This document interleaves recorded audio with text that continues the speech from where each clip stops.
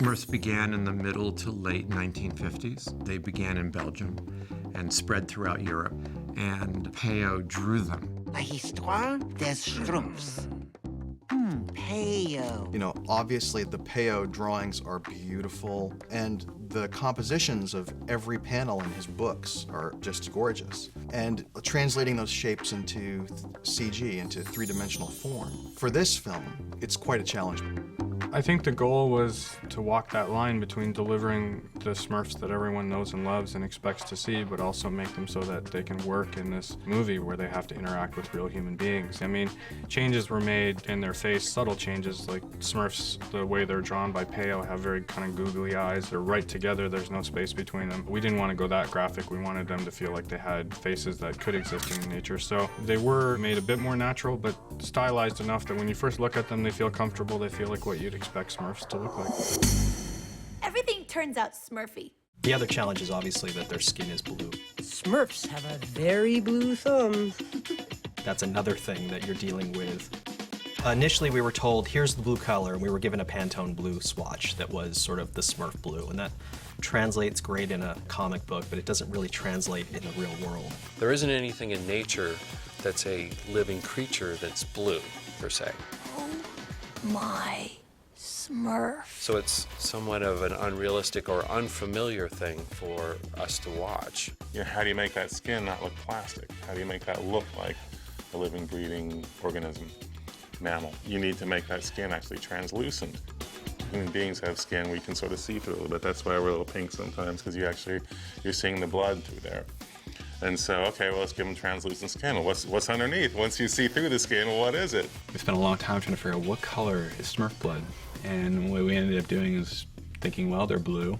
They eat this food that's blue that's supposed to keep them alive, so that maybe their blood is blue. And what ended up happening is they didn't look cute, and we kept moving them more and more toward warmer color, and we finally said, let's just put red blood in them and see what that looks like. And wow, now they finally look cute and cuddly and real. They have all the complexities that a human being would have in their skin. They have wrinkles, they have freckles. If you were to get in really close and look at their skin, there's a lot more inconsistency than you would think. Smurf Zuckley. But the other problem was just, in their motion, their heads are so giant and their hands are so big. They can't actually put their hands straight over their head. There's a lot of times that it's called for them to like reach up and grab something, and they can't do it because their heads are in the way. Peyo designed these characters that had these really graphically interesting proportions, but he would take a lot of liberties when he was drawing them in poses. He would stretch limbs left, right, and center, and he would draw a Smurf holding something over their head and just stretch the arms and make it work. In our world, where our characters have to feel like they have flesh and bone, there's only a limited amount of sort of cheating that we can do. So the animation supervisor had to figure out creative ways. You know, okay, well, he's got to tilt his head back, or he's got to do it with one arm. But also, you know, there's going to be scenes where Gargamel's chasing them, and these characters are only 7.5 inches tall. And how does a 7.5-inch character outrun a 6-foot man? Not for your life! They have these big feet. Can they use those feet to kind of springboard themselves and propel themselves faster? And Raja had actually found some internet reference of somebody that had strapped on these giant sort of spring shoes. The strides that they were able to achieve was pretty impressive, and Raja wanted us to try that concept out and see how it would work with our Smurfs, using their feet in the same manner.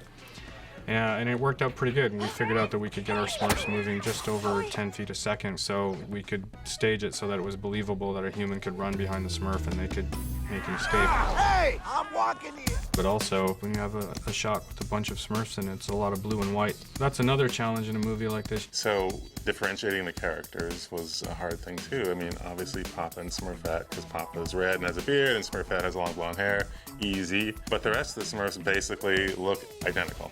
So a lot of it comes in the way they stand and the way they move so that you can identify them from across the room. Clumsy has a very distinct way of standing. Who's clumsy now, huh? The way he walks is very different from the way, you know, Grouchy would walk. Tell me about it. But Gutsy is a new character. He has a little blue kilt and a little blue palm on his hat, so he's a little easier to pick out. He's a great character. He's all bravado and charisma. You're lucky your lassie stepped in. I was about to make haggis with your innards. It'll be interesting to see how the Smurf diehards welcome him into the Smurf world. Oh, isn't it great?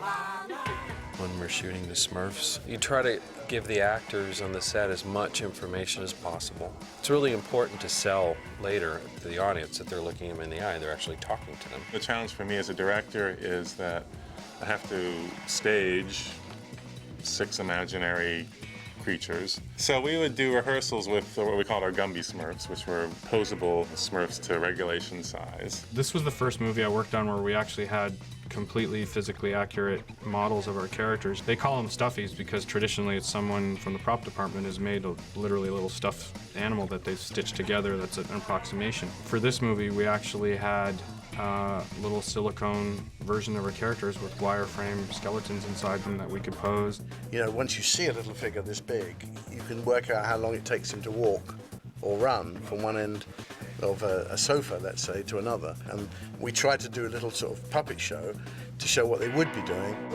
Go back to Manhattan. It was funny because the second day of shooting for Neil was physically the most complicated thing he had to shoot with the Smurfs. He opens the box and they kind of jump out and attack him.